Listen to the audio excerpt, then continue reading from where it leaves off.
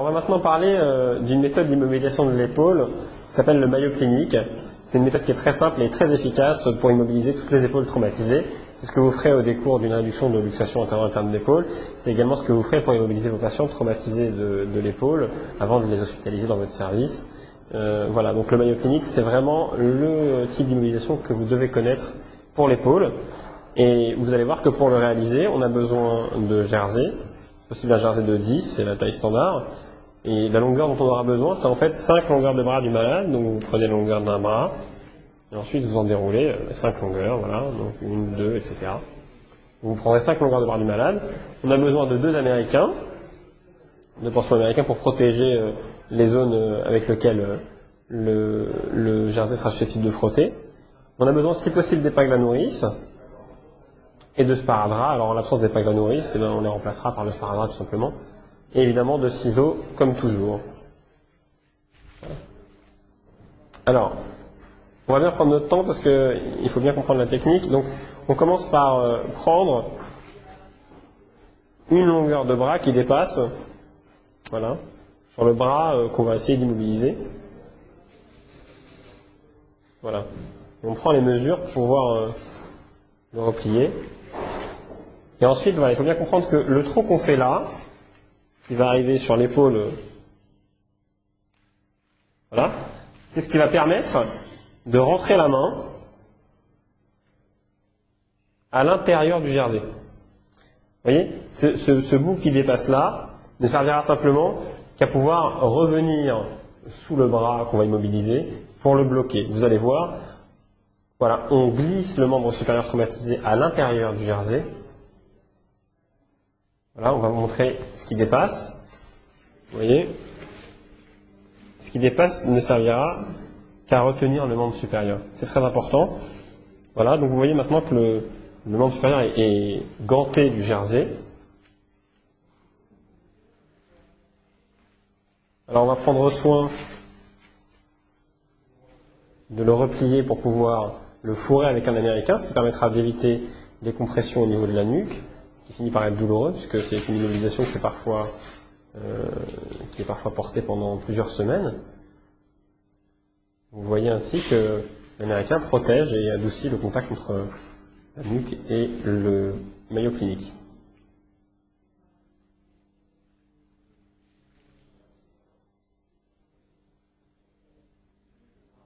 Il faut que vous ayez une longueur suffisante pour pouvoir replier sur lui-même le jersey et ensuite le fixer avec une épingle à nourrice. Si vous avez la chance d'en avoir, sinon vous faites un nœud que vous couvrez de sparadrap.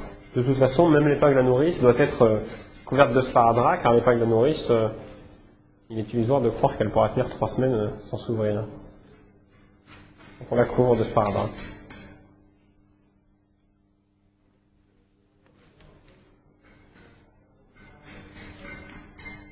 Vous voyez que le membre supérieur traumatisé est fourré en fait à l'intérieur du jersey, qui reste donc une grande longueur de jersey.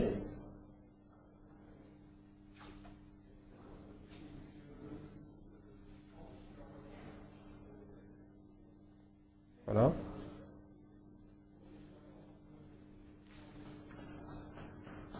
On ménage un orifice au niveau du pli de flexion dorsale du poignet pour pouvoir faire sortir la main.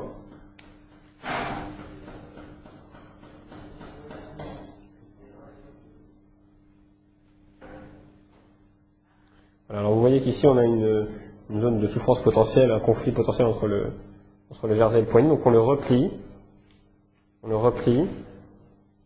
pour éviter que le bord du jersey ne vienne trancher le dos de la main. Donc on le replie, c'est un geste très important, il est fréquent de voir des irritations, voire même des ulcérations de la peau en raison de ce jersey, si on ne prend pas soin de le replier.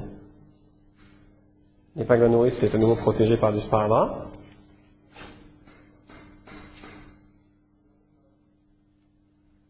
Vous voyez que maintenant, on n'a plus de risque. Le jersey étant bien ourlé, on n'a plus de frottement. Vous pensez que l'orifice doit être assez large pour prévenir le gonflement de la main.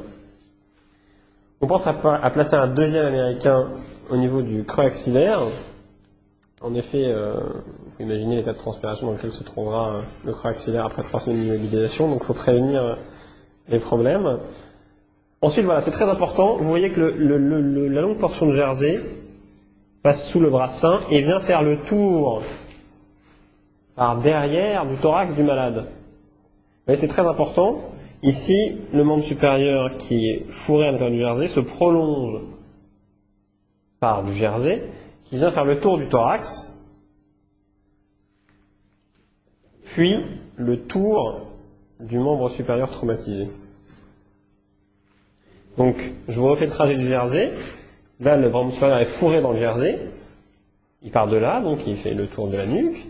Ici, le membre supérieur rentre à l'intérieur du jersey. Il est fourré dans le jersey sur toute sa longueur. Et ensuite, le jersey se prolonge, fait le tour du thorax, puis le tour du membre supérieur, et est fixé par une épingle à nourrice. Vous voyez ainsi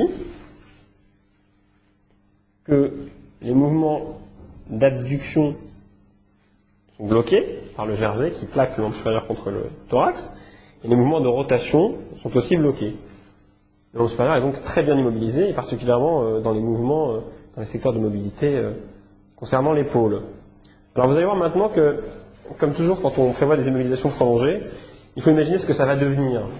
Le maillot clinique peut être très beau quand il sort de votre salle de plâtre, et 2 jours plus tard se démonter complètement. Juste, on va montrer à quel point il peut glisser, si on ne prend pas soin de l'immobiliser, à quel point il peut glisser en arrière ou en avant, perdant ainsi toutes ses qualités de contention. Donc prendre soin de le fixer à l'aide d'une épingle à nourrice, c'est très important, à la fois devant, mais également derrière, ce qui permettra non seulement d'éviter que le jersey roule sur le thorax à l'arrière, donc roule sur le dos, ce qui permettra également d'en maintenir une bonne tension, et enfin ce qui permettra d'éviter les mouvements de glissement vers l'avant ou vers l'arrière de la partie qui coiffe l'épaule. Pensez toujours, quand vous réalisez une mobilisation prolongée, pensez toujours comment elle peut se démonter et comment vous pouvez prévenir ce démontage.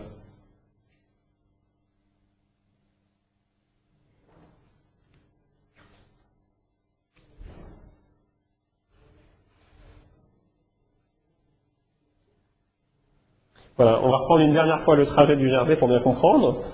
Donc le jersey part d'ici, fait le tour du poignet, remonte dans la nuque où il est protégé par un américain. Au niveau de l'épaule, le jersey est fourré par le membre traumatisé, qui vient à l'intérieur du jersey par le trou qu'on a fait au préalable. Le membre supérieur fourre le jersey jusqu'au poignet. Ensuite, le jersey se prolonge, vous voyez, le jersey se prolonge. Alors on a pris soin de le replier pour éviter qu'il soit contendant au niveau de la face dorsale du poignet. Le jersey se prolonge et fait le tour du thorax par l'arrière, puis vient refaire le tour du membre supérieur et est fixé à l'aide d'épingles à nourrice. On prend soin de mettre un américain dans le creux axillaire, une épingle de nourrice en avant et une en arrière, toutes les deux protégées par du sparadrap, pour éviter les mouvements de glissement et le démontage général du maillot clinique.